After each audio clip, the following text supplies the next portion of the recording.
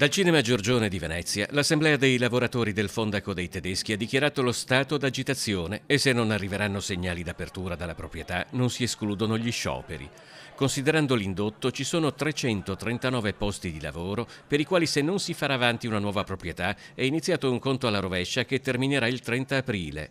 Donne e uomini, giovani che si stanno costruendo una vita e meno giovani a cui magari manca poco la pensione. Lo stato di agitazione per oggi, che l'Assemblea ha deciso, significa dire all'azienda non abbiamo accettato quello che hai portato al tavolo, aspettiamo le nostre proposte che sono quelle di raddoppiare quello che avevi proposto al tavolo e dire ai lavoratori che siamo in una situazione di crisi e i lavoratori sono stanchi di dire lavoriamo senza avere la preoccupazione del licenziamento. All'assemblea erano presenti CGIL e Cislewil. L'interlocutore è un colosso con sede a Hong Kong, il gruppo DFS è una società specializzata in travel retail, vale a dire negozi e ristoranti in stazioni ed aeroporti o in generale in luoghi di passaggio.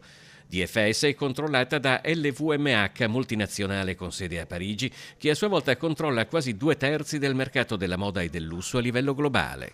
Noi chiediamo che ci sia un giusto adeguamento degli stipendi, cioè chiediamo qualcosa a queste persone perché hanno lavorato chi 9, chi 7, chi 3 anni e giustamente queste persone vengono assunte e poi sbattute fuori perché l'impresa decide di andarsene.